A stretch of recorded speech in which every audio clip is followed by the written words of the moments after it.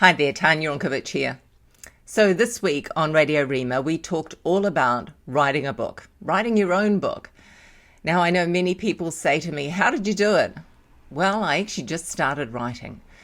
You know, if you've got a belief inside that, well, it's something that I don't think I can ever achieve, it's not me, I haven't got what it takes, I'm going to invite you to let that belief go because, you know, once upon a time I had beliefs too. I grew up believing I wasn't great at maths, and then I made the decision that I was going to be good at maths, and I became an accountant. Then I had the belief that, oh, I'm not good at English, you know, mum and dad didn't know how to speak very well. Mum and I learnt how to read together probably. But then I started writing and I wrote books. So there you go. In fact, I've written 4 books. Yay. Yes, you can do it. So listen to the interview that is going to follow and find the courage within to pick up a pen and paper or get on your keyboard and just start writing because you never quite know what will come of your writing. My first book actually was as a result of a whole lot of journals, okay? So you just never quite know where the inspiration is going to come from. This book, all about food freedom, I wrote really quickly, and thanks to Beverly Hills Publishing, I got it published within 90 days. It can be done. This book here was something that has taken me a long time to write. And then I decided, oh, this doesn't quite fit. I need to talk a little bit more about my true journey of faith, which I didn't do in the first draft. So I did in this book. Tan, if you've got a faith, don't be shy to share it. So that's what came out in this book, How to Go From Grief to Greatness. Anyway, listen to the interview that's about to follow. Find the courage within to start writing your story because your message to the world just may go ahead and change lives. Bye for now. Nothing is impossible for God, but meanwhile, us mere mortals, some things look pretty tough, and honestly, that's more than coincidence. How about writing a book?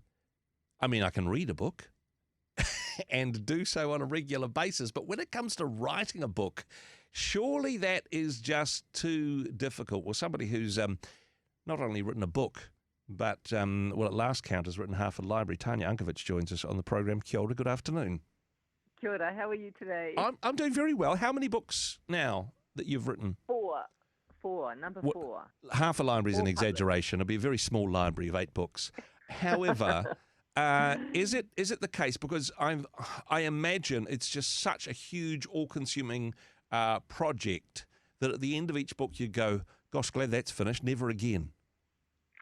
Well, interestingly, if you think it is going to be hard, it will be. But Okay. for book number 3, the Food Freedom book, I made the decision to write it, and I made the decision to write it within 3 months. Okay. And making that decision made all the difference because I had an outcome, I had a timeline, and it just Had a flowed. publisher cracking the whip and all that stuff? Absolutely. I was cracking the publisher's whip. It was like I was right on their tail. But when you're on purpose and when you really want to achieve an outcome, then it can flow. So for anyone out there who's got a book inside them and it's burning and it's like, oh, one day, just make the decision that you're going to do it. Pick up your pen or typewriter or keyboard, computer or whatever. It's mostly typed on a computer now, isn't it? So you can copy and paste and edit. Hey, with the first book, though, because, I mean, this isn't your first rodeo, it's not your first book, does it get easier? Do you go, hey, I've learned some things from this one, I'll never do that again, but I'm going to find a different strategy and different workflow of how I'm going to make this work? Well, I think when you have an outcome in your mind on why you're writing the book, then it will be easier. And yes, for my first book, my outcome was to leave a legacy to my late husband, Phil. So that was my outcome. It was nothing monetary or anything like that. It was really for him. So that drove me. Now, the book From Grief to Greatness that I've just released, that one there, I wasn't that specific with my outcome, and it took me a long time to write the book. So I think if you've got that in mind, and the Food Freedom book, that one was easy was really specific on the outcome, who I was writing it for. And when you've got that, then it makes it so much easier. So I would say, why are you writing the book? And who are you writing the book for? Answer those questions, and that will make it flow. It'll just save a whole bunch of time downstream in that regard. Did you have a particular pattern when you're in book writing mode? Do you go, okay, every Monday, Wednesday and Thursday I'm going to write for 2-hour blocks and I'm going to do 3 of those in a day? Or is it just every waking moment and it's all consuming? Well, truthfully, for the one that only took me 3 months to have published, I was very strict in my word count. Okay. And I had a word count for the week. So I made a commitment to write it within 30 days. And so that actually, made it quite manageable when you look at the fixed amount of words per day. So I did that one that way. However, if you do have a book inside you and you've got no idea on strategy, I would suggest that you start writing now. And you can actually even use your hand and a pen and a journal, because it may just be that all you're doing is getting stuff out of you. Every morning, write 2 or 3 pages of whatever it is inside you that you want to get down on paper, because that journal can then form your book at a later date. So you don't need to have the title and the structure and the chapter headings and all of that stuff up front. You can discover that along the way, and often a publisher may have some input into that. Yeah, absolutely. So if you are someone who has no idea where to start, no idea at all, I would suggest that, what I just explained. Yeah. Just start doing it a little bit every day and just get stuff out of you and get into the flow of writing, because the way to become a good writer is to write. So I would do that. And then in the meanwhile, start thinking, okay, if I was to hold a book in my hand, who would I have written this book for, and why do I want to write it? And those answers may come to you just as you're doing that download.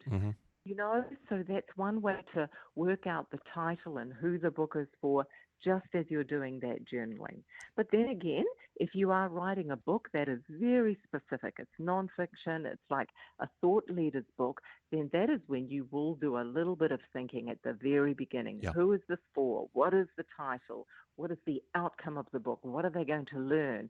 Answer all of those questions, and then that will make that book much easier to write. It gives it a little bit of a structure, where you're heading in that regard. Does it also matter if you have an idea in your head how long the book will be, so that you know in terms of how long this piece of string actually is?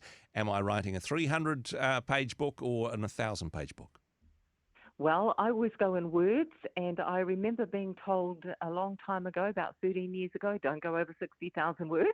And so because it can be a little bit too long. Yeah. But then again, there are big, thick books out there, aren't there? Of course, people do it. But with one of my books, recent books, the food book, I was told make it around 35,000 words, because you want the person who picks up this book and wants the solution that's inside this book, you want them to get that solution very quickly. And that's what I did with that book. And I really understand that, because it's the kind of book you can actually read on a flight or something like that. Yeah. And you've got an answer very quickly. Something you can pick up, you can put it in your bag, that sort of thing. And it's not like one of these whodunits where you have to get to the last page and it all makes sense then. It's got to make sense from page 1, right? Yeah, absolutely. And for each chapter to be a specific step in the process or the outcome. So if you get a little bit brain fogged as you're writing, stop and go, okay, what is the outcome of this particular chapter? And then that way you can get back into a good flow rather than getting all waffly. Sometimes you can just write a whole lot of words and you regurgitate too much. Hey, read some books in my time. Fair to say, some are better than others. Some people are better writers than others, or perhaps I'm just interested in different things. You said there's a book in all of us, but not all of us have the same level of giftings or perhaps even calling to be an author. Would that be fair? Yeah, absolutely. However, if you really do want to say that I've published a book one day, you can always use a ghostwriter. Yeah. You see, so you can still just jot down all of your notes and have some questions that are asked of you, and someone else can even write down the answers to the questions, and that can then form your book. So there's always a way to get it done if you really, really want it. And there's some great ghostwriters out there. In that sort of situation, and for people, particularly if it is their first book, sounds like it'd be very useful to have a mentor, somebody to say, I suppose even a sounding board, somebody who could give honest and at sometimes brutal feedback as to what you've done, somebody who's been there before perhaps? Yeah, absolutely. And they can critique, and because it's so easy to write too much and you don't actually get to the point fast enough, so they may actually be able to give you some good, honest feedback on, hey, you've talked a bit too much here, cut this back. You don't need to write all this. I think that is one fault we can all do. So I would suggest getting a mentor there, and there's plenty of people out there who help others write books, for sure. Certainly. And now, in terms of being a mentor, you're not offering that particular service for any budding writers out there? TanyaUnkovic.com? Not at the moment, but I'm sure maybe I can do a video about it on my YouTube channel. How's that? That sounds maybe like I can do that. Very good idea. And hey, lots of great stuff on the website, TanyaUnkovic.com. Tanya, a pleasure to chat with you as always. And I know you're very excited about the book launch coming up very shortly, but thank you for joining us. Thanks for being on the program once again. My pleasure.